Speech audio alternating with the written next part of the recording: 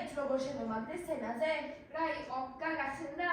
მაგას რა დაავიწყებს? რა პატარა იყო მაშინ? საკუთარ თავთან ლაპარაკს თავი დაანებე, თორე ეს ხალხი ვერ მიხვდა რა ხდება. ალბათ მიცანით, მე ჩარლი ჩაპლინი ვარ. რა თქმა უნდა იცნობდით. ახლა ყველა იცნობს. ადრე კი ასე არ იყო. გახსოვს სცენაზე პირველად 5 წლის ამოხვდი. დედას ვახდი თეატრში. დედა მისი სცენაზე გადიოდა. ის კულისებიდან იყურებოდა. უცებ ჩარლიძე და ხმა ჩაუწყდა. ატყდა ღრიანცელი. დედამისი ძულებული გახდა სცენა დაეტოვებინა.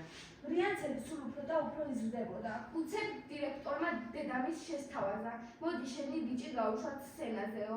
ერთხელ ჩარლი დაინახა, როგორ ბონიბაზობდა სხვებთან ერთად. გახსოვს როგორ გტაცხე და იმ აუტანელ ღრიანცელში სცენაზე გამოგათრია. ორი სიტყვით მიმართა ხალხს და სცენაზე მარტო დამტოვა. ერთ ბაშად თვალებში რამპის სინათლის შუქი იგრძნო. ჩარლს მაყურებელს ბურუში ხედავდა.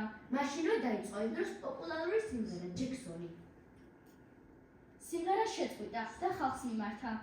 მოდი ჯერ ამ მონეტებს ავკრიფავ და სიმღერას მერე გავაგრძელებო. ჩემ სიტყვაზე ხარხარი ატყდა, მეც მეტი რა მინდოდა. რაც არ ყვებოდი, რაც არ ცეკვავდი, ცნობილ მომღერალებს ვაძავდი. ჩარლა დედამისაც კი გააჯავრა, მისი საყვარელი სიმღერა უმღერა. ქუხარე ტაშა და მონეტებით დააჯილდოვეს. ეს იყო ჩემი პირველი და დედა ჩემის უკანასკნელი გამოსვლა სცენაზე. დედამის სამუშაო აღარ ჰქონდა და უფრო გაუჭირდათ.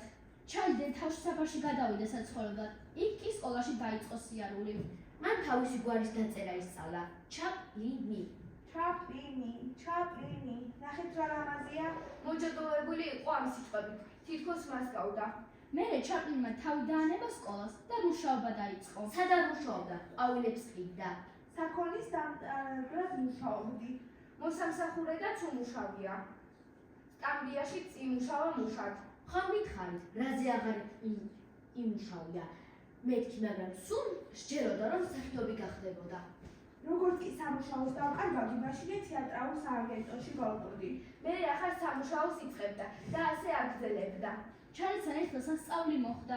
ბიჭის როლი მისცეს, თითქმის მთელი ქვეყანა შეიცვალა და სიყვარული ჩაიკრა გულში.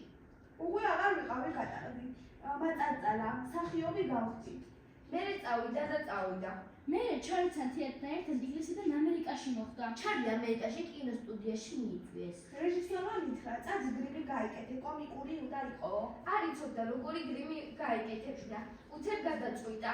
ჩარლიმ ჩაიცვა ფართხუნა შარვალი. წელზე შემოჭერილი მოკლე ფურთუკი ჩააცვა. დიდი ფართხუნა ფეხსაც მერე ჩამოეცვა ფეხზე. ხანში კი ჯოხი დაეჭირა. ჩარლი დიდი რომ გამოჩენილიყო, ულვაშები მიიწეყა. არ იცოდა როგორი ხასიათის იყო მისი გმირი. ჩაცმულობმა და გრიმმა თავად მიკარახეს ვინ ვიყავი. ჩემი პერსონაჟი ყველას ძალიან მოეწონა. რაღაც ახალი იყო. ჩარლიმ დაიწყო კინოს გადაღება. დავიწყეთ.